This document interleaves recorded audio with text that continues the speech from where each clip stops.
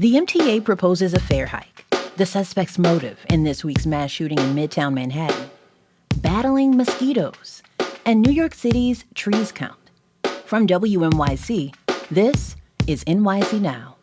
I'm Janae Pierre.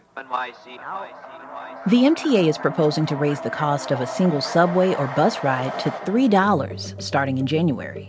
Officials say Omni replaces the Metro card early next year.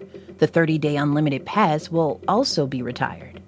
That means the 7-day fare capping program will be the only way to get unlimited subway or bus rides. When the fare hike goes into effect, that cap will increase from $34 to $36. The fare hike will also hit the commuter railroads, increasing prices by 4.4%. And the MTA's bridges and tunnels will see a 7.5% increase. Congestion pricing tolls will not change. The new plan must be approved by the board. There will be several opportunities for the public to weigh in before the final vote. We're still following developments in this week's mass shooting in Midtown Manhattan. The NYPD says it's sending detectives to Las Vegas to question associates of Shane Tamura. He's the man police say walked into a building on Park Avenue Monday and shot and killed 4 people. Here's WNYC's Brittany Kriegstein with the latest on the story. Police Commissioner Jessica Tisch says they're trying to retrace Tamura's steps from Vegas to New York. They're sending detectives to talk to his associates, including one who may have helped him assemble the gun. Tisch also says they're trying to visit the gun store where Tamura legally purchased a revolver in June using a Nevada concealed carry permit. And they're executing search warrants in New York on his car and 2 phones he left at the scene. Now, what we know about his motives: Commissioner Tisch says Tamura had a note in his back pocket. In that note, Mr. Tamura claimed to be suffering from CTE, possibly from playing high school football, and he blamed the NFL.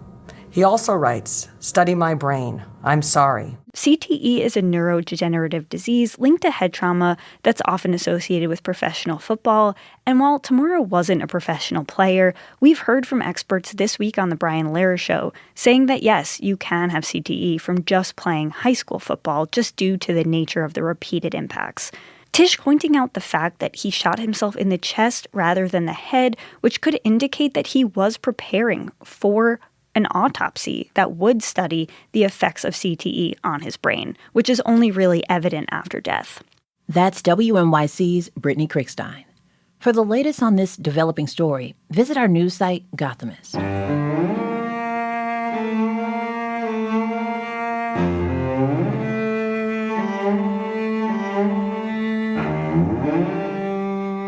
A top New York State lawmaker says it's not possible to raise taxes to make up for federal cuts.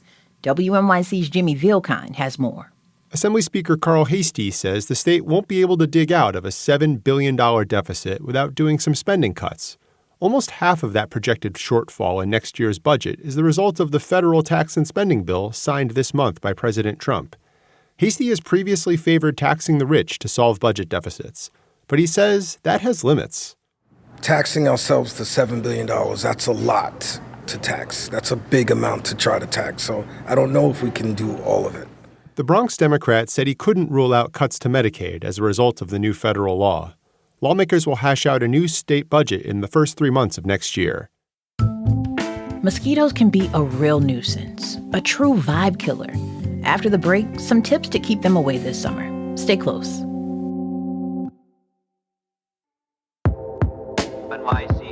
It's been a wicked mosquito season for our region, and this summer they seem to be really plentiful. Why is that?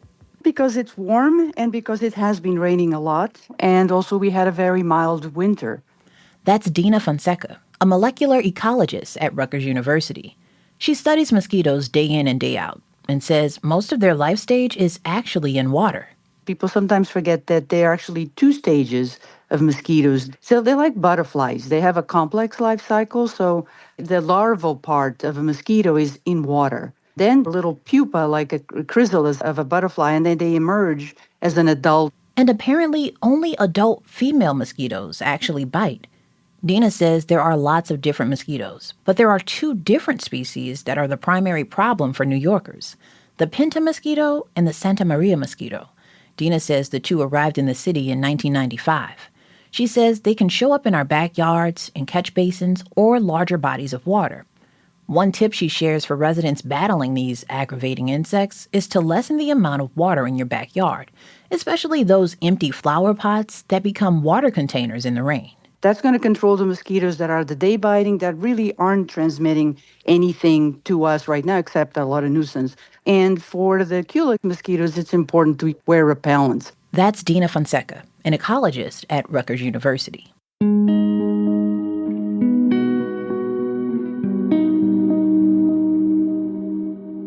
The Parks Department is asking New Yorkers to help with its once-a-decade arboreal census. WNYC's Neve McAuliffe reports on how the trees will be counted. It's a sunny Tuesday morning at Joyce Kilmer Park in the Bronx. People are split up into small groups examining trees.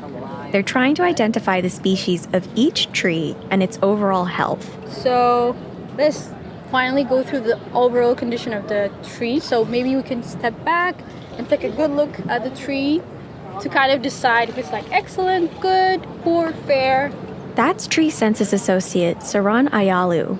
She's telling Bronx resident Vivian Young what to look for. What do you think? Does it look excellent? Well, I'm not sure if I should say excellent because of the yellowing of the leaves and some of the dead trees, but definitely very good. Dead branches, right? Yeah.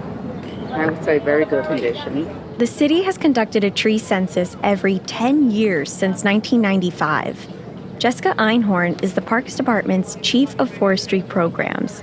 She says they use this information to determine where more trees are needed. We know that trees are not planted equitably across the city, so this initiative allows us to operationally plan and know where to plant trees to be able to give the shade and the benefits of trees to the communities that need them most.